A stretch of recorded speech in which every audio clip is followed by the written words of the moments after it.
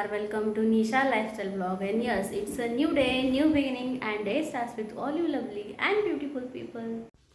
आजच्या दिवसाची सुरुवात ही नेहमीसारखीच झाली. आधी मी झाडू मारून घेतला, त्यानंतर तुळशीची आधी पूजा केली, त्यानंतर तुळशीला पाणी घातलं मी इथे आणि त्यानंतर लगेचच देवपूजा करायला घेतली. आणि हे काम ना माझं दिवसातलं सगळ्यात महत्त्वाचं आणि आवडतं काम आहे माझ्यासाठी. हे जर का नाही झालं ना, तर मला असं चुकल्यासारखं फील होतं दिवसभर. इथं माझी पूजा पण करून झाली होती.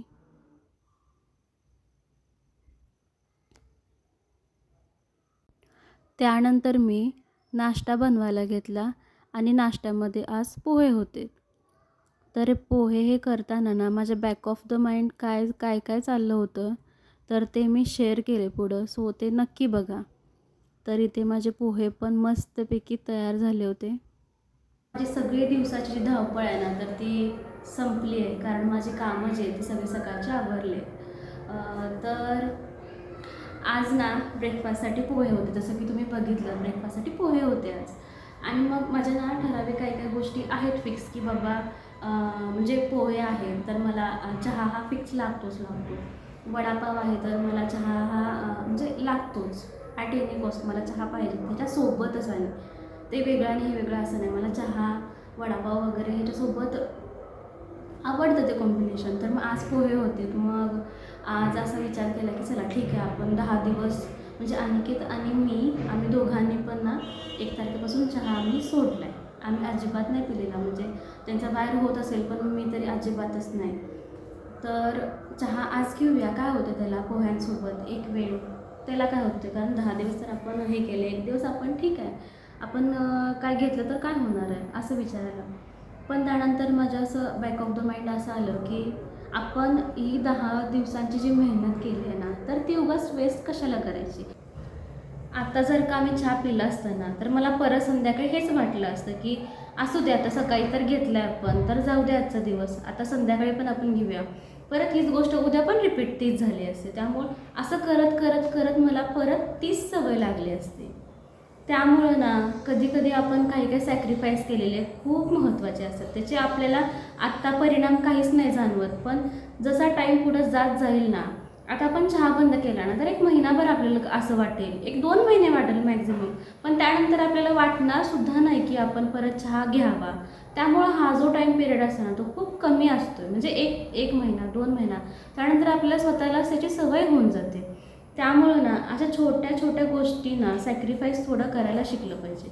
जर ह्या गोष्टी सॅक्रिफाईस केल्या ना, तर आपल्या आयुष्यात खूप मोठा इम्पॅक्ट होऊ शकतो, खूप चांगले बदल घडू शकतात.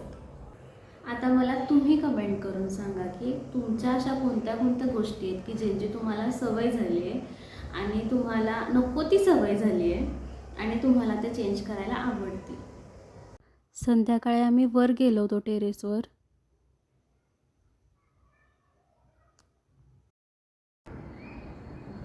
आता ना मस्त संध्याकाळचे 6:30 वाजलेत आणि आम्ही दोघं पण मस्तपैकी टेरेसवर आलो आहोत.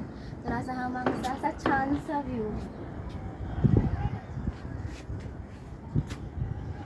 आणि ना सध्या 2-4 दिवस पाऊस नसल्यामुळं इतकं छान वातावरण झालं ना, ऊन पण नाही आहे आणि पाऊस पण नाही. त्यामुळं सगळीकडे ग्रीनरी पण आहे आणि मस्तपैकी सगळे असे डोंगरच आहे, मस्त सगळे दिसत आहेत. पण नाहीतर पाऊस असला ना तर ते डोंगर वगैरे ते काही दिसत नाही.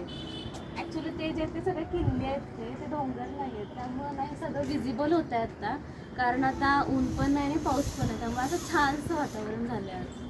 तर हा जो आहे ना, हा जो दिसतोय तो समोर, तिथं तो अजिंक्य तारा आहे आणि तिथंच आहे ना मध्ये असा हायवे जातो, तो कोल्हापूरला जायला तिथं हायवे लागतो. आणि इथं आणि त्याच्या तो जो डोंगर दिसतोय ना समोर, त्याच्या मागचं जे आहे तिथून ते कासपटाचा तो रोड सुरू होतो. तर असं आहे, छानपैकी वारं सुटले मस्त.